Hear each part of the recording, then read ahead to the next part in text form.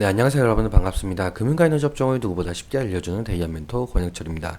오늘 대성창투라는 기업 리뷰해보도록 할 텐데요. 일단 여러분들도 아시다시피 대성창투는 벤처 캐피탈이죠. 오늘 말씀드릴 내용은 대성창투가 투자했었던 시프트업 관련인데요. 많은 분들이 아직 시프트업 지분이 없다라고 생각하는 분들이 많으시더라고요.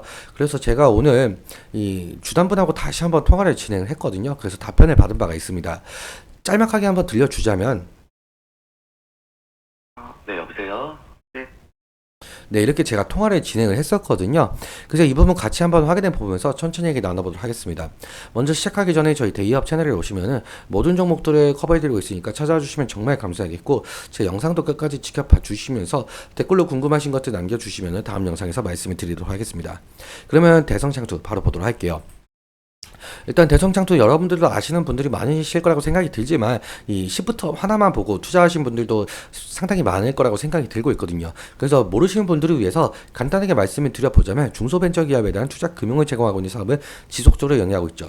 즉 기술력이 높지만 자본과 경영 여건이 취약한 기업 설립 초기 단계에 있는 벤처기업에게 대출이 아닌 지분 투자 방식으로 추후 인수합병, 상장 등을 통해서 투자 자금을 회수하고 있고요. 투자 방법에는 크게 두 가지가 있습니다. 투자 조합은 그냥 펀드라고 생각을 해주시면 될 것 같은데요. 펀드와 마찬가지로 자금을 모아서 벤처기업에게 투자하는 것을 투자조합이라고 말을 하고 있고, 직접 투자 같은 경우 대성창투가 직접 벤처기업에게 투자를 하는 것을 말하고 있죠.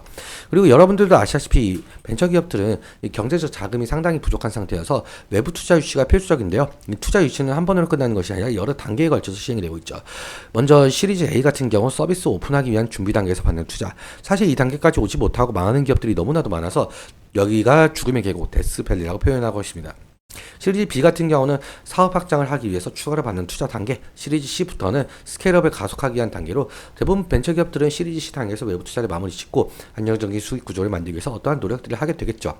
그래서 이 시리즈 A, B, C 투자를 통해서 본격적인 성장을 이루게 되고, 벤처기업들은 상장이나 M&A가 가능한 기업으로 탈바꿈하게 되고, 여기서 벤처 캐피탈들은 투자금 회수를 통해서 이익을 보는 구조다라고 볼 수가 있을 것 같습니다. 그럼 다음으로 넘어가서 일단 대성창투가 2018년과 2020년에 걸쳐서 시리즈 B, 시리즈 C에 시프트업이라는 회사에 투자를 했었거든요. 사실 제가 여러 번 말씀을 드렸었지만 그 시프트업 지분 아직 남아있다라고 말씀을 드렸었는데, 아까 초반에 들려드렸던 것과 같이 제가 실제로 오늘도 이 주담분하고 통화를 진행을 했어요. 그래서 지분이 남아있냐라고 여쭤봤었는데, 지금 펀드로 운영을 하고 있고, 사실 펀드로 운영을 하고 있기 때문에 이 지분율 같은 경우는 조합원에게만 공개가 된다. 근데 하지만 지금 완벽하게 시프트업 지분이 남아있다라고 말씀을 주셨어요. 일단 여러분들도 이 부분에 확인을 한번 하고 싶으시면은 주담분하고 한번 통화를 직접 진행해 주신 것도 좋을 것 같은데요. 그런데 지금 현재 이 종토방도 그렇고 제가 어제 영상에서 이런 댓글이 좀 달렸더라고요. 이 시프트업 주식 전량 매각했다. 찌라시가 아니다. 업계에 있는 사람들은 전부 알고 있는 내용이다. 라고 하시는데, 도대체 이 시프트업 주식 전량 매각을 했다라고 거짓 정보를 퍼뜨리면은 이득이라도 있는 겁니까? 몇 주 있는지 당연하게도 공개는 못하죠.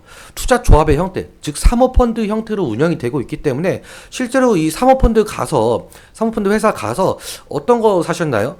지분율 좀 알려주세요 하면은 다 알려줍니까?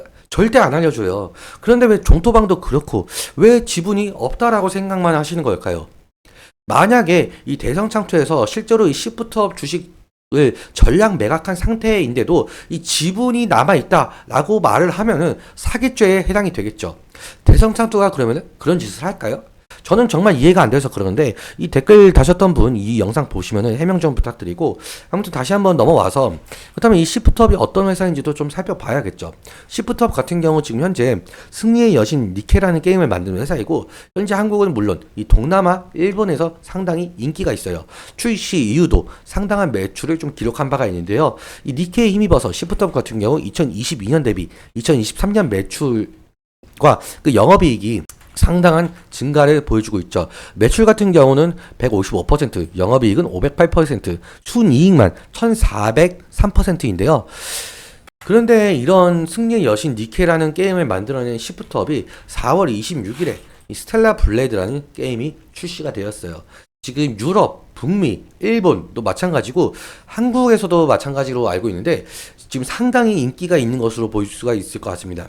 일단 출시가 거의 한 달 정도 되어서 아직까지는 뭐 판매량 뭐 이런 것들 같은 경우는 반응을 좀 더 살펴봐야 되겠는데, 그런데 이 시프트업이 올해 3월에 상장 예비 심사 신청을 진행을 했죠. 보통 상장 예비 심사 신청서를 제출하면 IPO까지 3에서 4개월 정도 걸린다는 점을 생각해 보면 이 6월에서 7월쯤에 이 IPO 즉 코스피에서 우리가 매매를 할 수가 있을 것 같습니다. 그렇다면 일단은 2023년도에는 기업 가치가 2조 원대였지만 지금 스텔라 블레이드가 흥행을 하면서 매출적으로 도움이 된다고 한다면 기업 가치는 더욱더 상승할 전망인데요. 일단 공모 시가총액 밴드가 2조 7,300억에서 3조 한 약 5천억 정도 달한다고 한답니다. 일단 스텔라 블레이드가 더욱더 흥행을 한다면 더 높아질 가능성은 있어 보이고 있죠. 그렇다면 대성창투가 시프트업이 엑시트할 시 상당한 이익을 거둘 가능성이 있다라는 겁니다. 그럼 차트 한번 살펴보도록 할게요. 오늘 같은 경우 지금 1.54% 지금 현재 상승 중에 있는데 지금 아래 꼬리와 윗꼬리 전부 달렸어요. 지금 아래 꼬리와 윗꼬리 전부 달렸기 때문에 어느 정도 조금 혼조세다라고 표현을 할 수가 있을 것 같은데요. 일단 대성창투 같은 경우 지금 5월 21일부터 이 시프터 관련해서 상당히 상승을 보여준 바가 있었죠.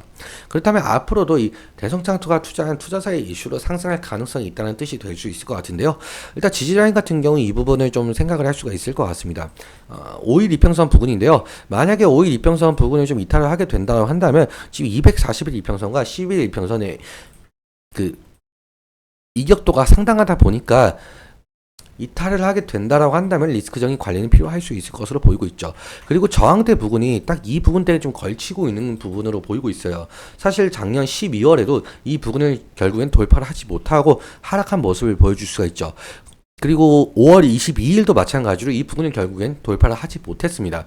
어제도 마찬가지고요. 어제도 이 가격대까지는 오긴 했지만 결국 돌파를 해주지 못하는 흐름을 보여줬고, 그래서 이 부근을 좀 강력한 거래량을 바탕으로 돌파를 해준다고 한다면 다시 상승의 모멘텀, 그러니까 상승 추세로 전환이 될 가능성이 상당히 높아 보이고 있죠. 오늘은 여기까지 말씀을 드리면서 오늘 내용 여러분께 도움이 되셨다면 구독과 좋아요 부탁드리고, 그리고 말씀드린 내용과 차트적인 부분에 대해서는 제 개인적인 견해가 있을 수밖에 없기 때문에 여러분들의 주관적인 견해와 함께 투자를 현명한 선택하셨으면 좋겠습니다. 오늘도 시청해주셔서 감사하고 지금까지 멘토 권혁철이었습니다. 감사합니다.